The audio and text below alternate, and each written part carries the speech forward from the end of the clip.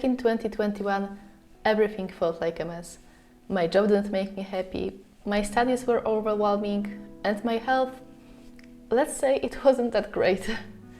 I felt really empty and down, and I started to think that things would never get better.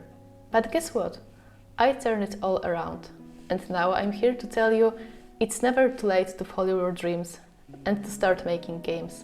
Back in my school days, I was always seen as a good student, so naturally there were high expectations placed on me. When I was just 15 years old, I had to choose my specific track for my high school studies, essentially deciding for my future path. At the time, the options seemed limited to becoming a doctor or a lawyer, based on what I saw around me. Without much insight into either profession, I chose to pursue law studies almost blindly. It wasn't until a year into my high school times that I realized I might have made a mistake. However, the prevailing advice at the time was to stick with my choice, to avoid wasting a year. And that single sentence haunted me for the next decade, even though, looking back now, I strongly disagree with its significance. In the grand scheme of things, considering that people are expected to live about 70 years, the importance of 1 year spent exploring and possibly failing seems just trivial. I made it through high school and started my law studies as it was planned. Yet, once again, I found myself filled with that dread about my future. During my very first year of college, it became clear to me that I simply didn't want to pursue the law career. Despite my apprehension, I was urged to give it a chance, to at least finish that first year of my studies. Surprisingly, I excelled in my studies, even with pretty good results. But even then, when I just expressed my desire to leave the program, I was met with the same reference. Dropping out would mean wasting 1 year of your life. So I pushed through and spent 5 more years completing my law degree. I even gained some work experience in the law firm, only to come to terms with the fact that I would never find happiness in that field. For a fact, I spent my free time creating games all along, but I just never acknowledged my desire for it to be more than just a hobby after work. Looking back, it's clear that I made a crucial mistake by not addressing my true dreams sooner. If only I had listened to my instinct and allowed myself to pivot after that first year, I just wouldn't have wasted 5 years on a path that wasn't just right for me. I was living up to others' people's dreams, others' expectations, and I actually was still convincing myself that it was the right path for me. I just forced myself to believe that I could succeed, just as others wanted me to do. As time went on, I just noticed I keep feeling sadder and more tired every day. And I just couldn't simply understand why other people seemed to be doing so well in that situation, while I felt like I didn't fit. I felt like literally my body was rejecting that path. And now you just may wonder, how did I manage to break free from that downward spiral of failure? The very first step is realizing and being honest with yourself. Are you satisfied with your life? Maybe there is something else you truly want to do for a living. And before you automatically brush off the question, just please take a moment to reflect. Perhaps deep down there is a yearning for something else, like a dream you are too afraid to acknowledge, even to yourself. Or maybe you are aware of the dream, but you just doubt its feasibility. And trust me, I've been in that exact same position for the past decade. Being completely honest with myself, I have known for a long time that I wanted to be indie developer, to releasing my own games.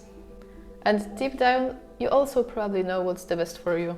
Whether you are a student or have a regular job, I mean, it's never too late to summon the courage to admit that there is something else you want to do, that there might be something else that might make you feel more alive. And please don't label yourself as a loser because of that. Because realizing that true happiness and fulfillment requires starting over is a courageous step. If you call that a loser, I just might be the biggest loser of the year. But the loser with 2 released games on Steam and 1 masterpiece incoming. But let's not focus on the bragging or anything like that. Let's go back on track. If you embark on something entirely new, it's only natural to feel like you're lagging behind those who seem to be much further ahead. When I made the decision to leave my job at the law firm, it came as a shock to everyone. On the surface, I appeared successful, the law firm was highly regarded, and my performance there was like pretty well. Yet I chose to walk away from it all for the seemingly far-fetched dream of joining a game development company. Despite lacking experience in the game development and pursuing my studies unrelated to the field, I was met with the stares of disbelief and remarks like, "Good luck with that one."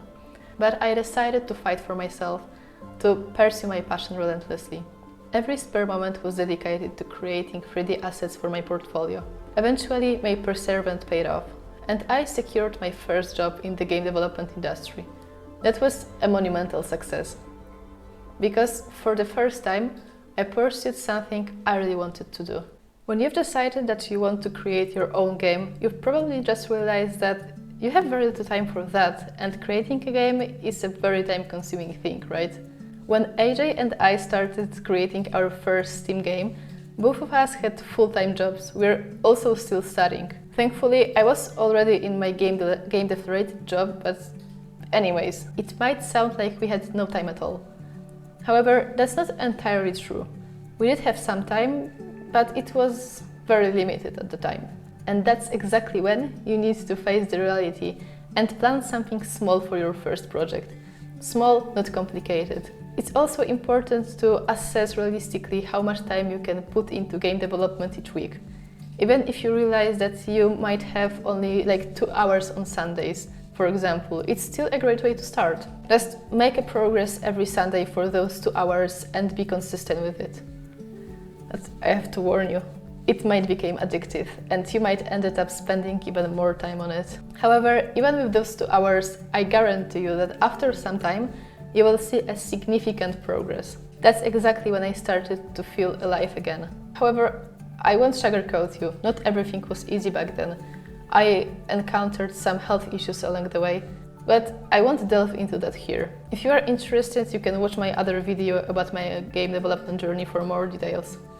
What's important to mention now is that despite taking longer than expected, I persevered and successfully released our first game on Steam, which even gained some fans. Even some big YouTubers played it. I can't describe how happy I was back then. For the first time in my life, I felt that my own dreams came true. My own, not the ones that others tried to force on me. That's why you should remember that every day is the new beginning. Don't let your past define who you are right now. Any day could be your day number 1. It's entirely up to you when you decide to start your new journey. During my game development journey, I've met a lot of amazing developers. However, there is particularly one whose story touched me deeply and reminded me that anything is possible. Despite being much older than us, he also is a father of 2 and he had a regular job. He just remained fully aware of the circumstances. He understood that to create a game, he needs to set realistic expectations and opted to develop a short game. And today, his game has currently like 1K followers on Steam database and it's among the top most wishlisted game on Steam. This serves as a powerful reminder that with determination and focus, even the most challenging circumstances cannot hinder success, and there is never too late to start over to catch your dreams. The final but crucial point to remember is to be kind to yourself. When you hear about all of those people who have achieved success, it's easy to feel discouraged when you encounter challenges in your game development journey. It's understandable, you are just exhausted putting a lot of effort and learning many new things. Just remember, it's okay to stumble sometimes. It's all part of the learning process. Consider each setback as a valuable lesson. Right now, you are still in a better position than you were yesterday. And if you keep moving forward, tomorrow you'll be even further ahead than you are today. Oh, and it's essential to take breaks every now and then. But don't worry, I won't lecture you about obvious reasons like the need of proper sleep. That's pretty self-explanatory. Instead of that, I will tell you that giving yourself some free time to ponder the project can offer a fresh perspective. Zooming in too much on a problem that just won't budge can drive you up the wall. But sometimes the solution presents itself after you've taken a moment to breathe. So strive for consistency, but also be gentle to yourself. And remember to take pride in every small step you take. Thank you for watching, and I look forward to hearing about your very own game.